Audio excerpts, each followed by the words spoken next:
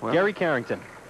See if he can keep that streak going. Finished with 3 strikes in the 10th. And boy, you like to throw the strikes, but if you're any kind of an avid bowler, you realize that a triple strike in the 10th doesn't give you the full advantage of those 3 strikes.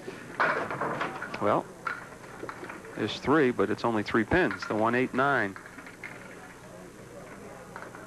Well, Gary threw all 3 of those strikes on lane 31, so it'll be interesting to see what happens when he moves over there and after this box. Well, we have a minute here. Well, I'd like to say hello to a couple from Revere that I met on vacation that watch the show each and every week on the Winds. And that's Jim and Elaine Byrne from Revere, Mass. So Jim and Elaine, I told you I would.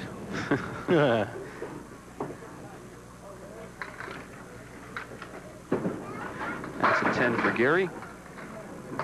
And a spare leave for, oh, well, it is a spare leave, but it's the 2-10, not just the 10. Gary might dispute that.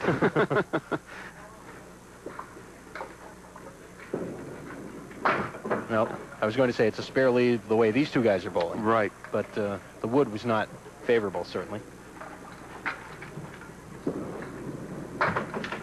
Pair of 10s. Okay, you say it. Well, it was a pair. We had to say it together. Joe Ashline.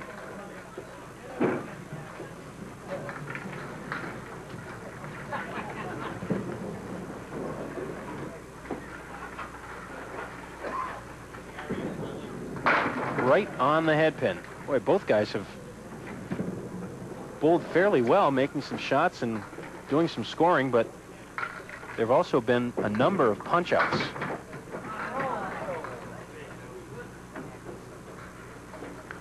Joe worked hard at getting that lead and saw it all washed away with that 3 triple strike at the end. Well, actually, you look at the scores, Dan, and remember that both of these guys average 128, and they're really right around their averages. Gary just slightly higher, of course, but it seems like they should be scoring better than that. It seems like they're both bowling better than that.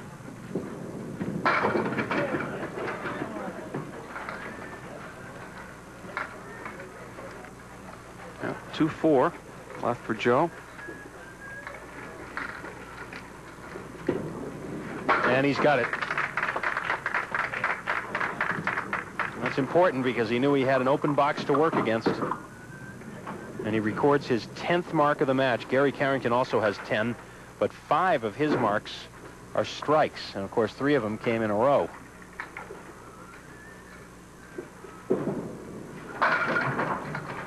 Brooklyn hit the 5, 6, and 10.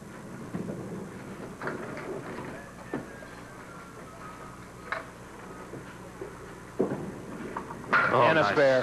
Perfect. Perfect is right. Had to get down low enough so the ball would carry the 5 pin, and the wood takes the 6 and the 10.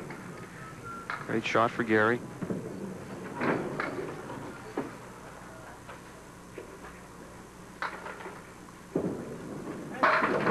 And almost a strike. Looked like it should have gone. Just the 6 pin, and I would say that he'd probably cover this. 2 in a row. I had already written it down on my score sheet, so if he had missed it, it would have been completely my fault.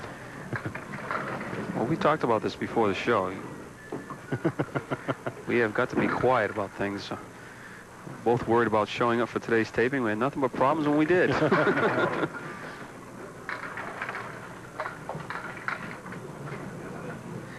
3, 9, and the 7 pin. It'd be interesting if he takes a piece of that wood that's half in the channel and half out. As he hits the piece on the plane, that's what he's doing. Oh, great shot. Great try, but this 9 pin stands. Joe's cut the lead in half, but now he's going to drop back again because Gary put up those 2 spares. Just going back to that triple strike, let's take a look at that replay first. The wood just twisted by the 9 pin. With a triple strike in the 10th for Gary, he got a total of 30 pins. If it was in the 8th, 9th, and 10th, he would have 60 pins already without any more of the bonus balls. 30 in the 8th, 20 in the 9th with a double strike working, and the strike in the 10th. So he would double his score immediately, plus he'd have 3 more bonus balls. So those are a lot of pins when the triple strike is up in the game. Good mark for Joe. That's an important mark right there. We will pause as we still have a tight match here. Gary Carrington in the lead by 16, at least for the moment, but still plenty of time. We'll see if Joe Ashline can come back and take it after these words.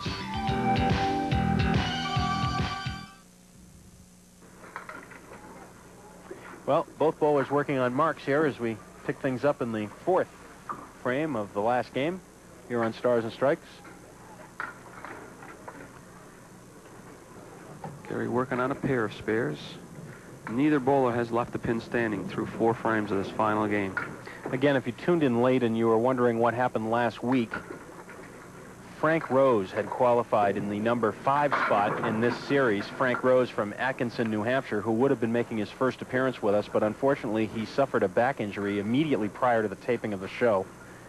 And so due to the unusual circumstances, we did not have what we normally would have had last week, so we moved on, and we are now in what in essence is the 2nd week of this series with the number 3 seed Joe Ashline against the number 4 seed Gary Carrington. And Gary just missed out on an opportunity for his 3rd mark in a row there. It was just, he played it exactly the way he wanted to and got the pin to come off the right side wall, but just flipped it in front of the 2-pin.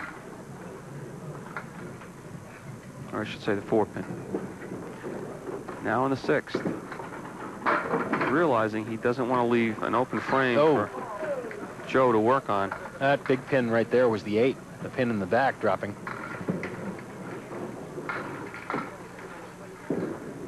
And there's 4 in a row.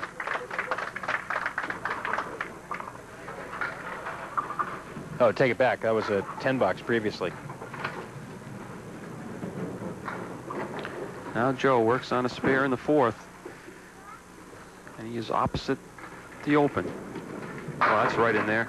Oh wow. Boy. Oof.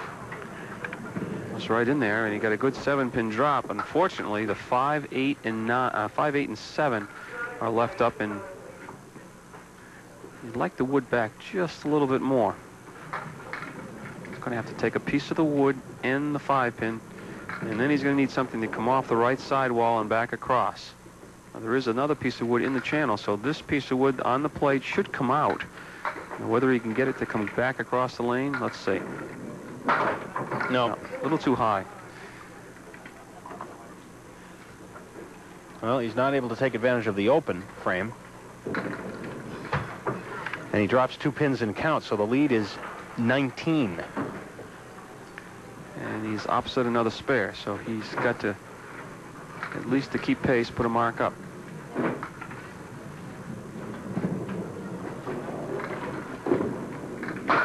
And if he does, it's going to be a good one. Again, the punch-outs continue. It seems like the balls, they go in streaks, and then they go a little full, and the streak stops, and they have a few problems. And now Joe's going to start running out of boxes.